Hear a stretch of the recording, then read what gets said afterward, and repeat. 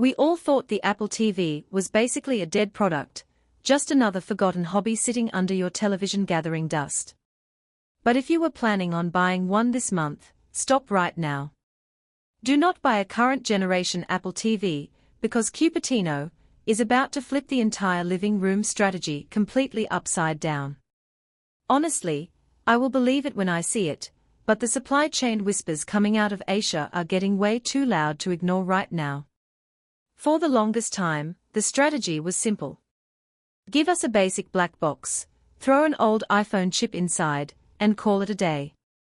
It works, it streams Netflix, it checks the weather. But as we sit here in mid-2026, that basic setup is actively holding back the entire Apple ecosystem. Let us get straight into the leaks because Mark Gurman recently tipped off a massive internal shift at Apple, and Mac rumors backed this up with major supply chain murmurs. Apple is reportedly splitting the lineup into two distinct monsters. We are talking about the Apple TV Pro and the absolute wildcard, the Apple TV Ultra.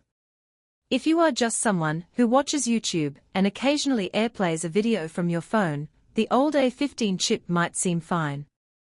But have you noticed that frustrating little hesitation when you open a heavy application? Or how your HomeKit lights randomly take an extra 2 seconds to respond?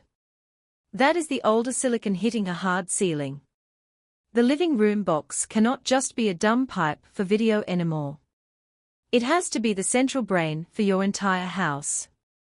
According to sources close to the manufacturing lines, the upcoming Apple TV Pro is getting a monstrous upgrade to the A18 chip. Yes, the exact same piece of silicon powering the latest high-end iPhones. Now, you might be asking yourself why a streaming box needs a cutting-edge processor built on TSMC's 3nm yields. It is not so you can scroll through Disney Plus faster. This is entirely about Apple intelligence. Apple knows that relying on cloud servers for AI requests introduces lag, privacy concerns, and massive bandwidth bottlenecks. They want a box that can process complex artificial intelligence requests locally on the device. We are talking about curating your daily schedule, analyzing your viewing habits, and instantly managing over 100 smart devices through Matter and Thread without a single millisecond of delay. This makes the difference between a sluggish smart home and a seamlessly responsive home.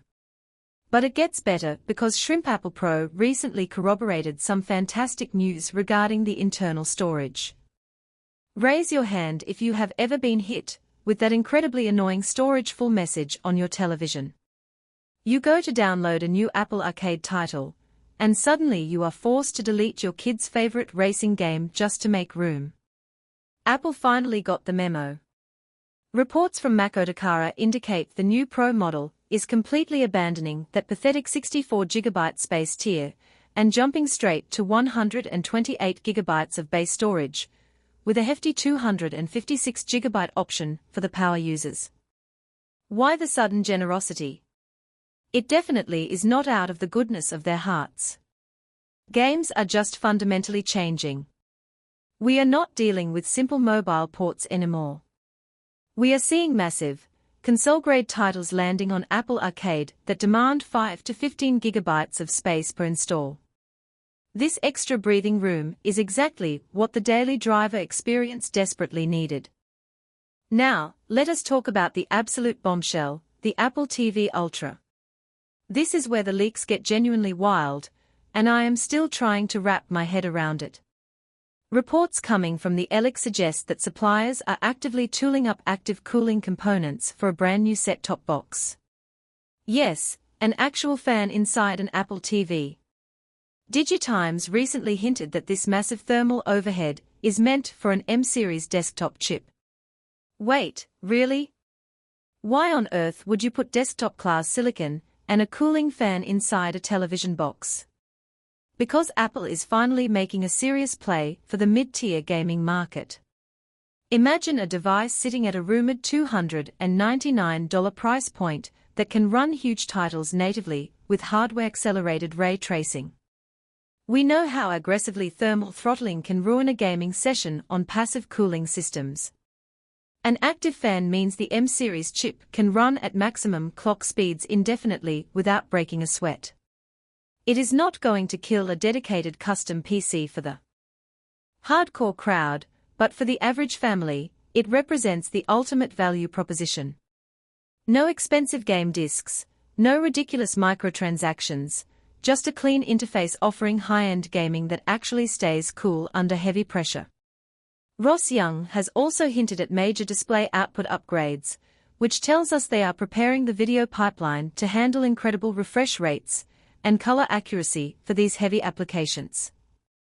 But let me ask you right now, would you actually drop $300 on an Apple television box just to play games?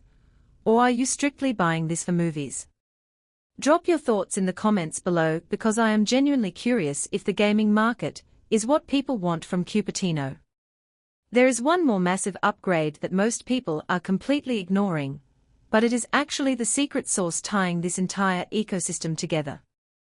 Ming-Chi recently detailed Apple's rapid transition to Wi-Fi 7 across their upcoming hardware lineup, and the new Apple TV boxes are squarely on that list. In a modern household where 4 different people are simultaneously streaming 4K video, downloading games, and scrolling social media, your wireless network gets completely saturated. Wi-Fi 7 provides incredibly wide channels and essentially creates a dedicated VIP lane just for your television. This means high bit-rate HDR content starts playing the exact second you hit the remote. The input lag for multiplayer gaming drops so low it feels indistinguishable from a hardwired Ethernet connection. Cupertino is clearly tired of letting other companies dominate the center of our living rooms. They are building a Trojan horse that happens to stream video perfectly, but quietly takes over your home automation, your casual gaming, and your local artificial intelligence tasks. I think the Apple tax might actually be worth it this time around.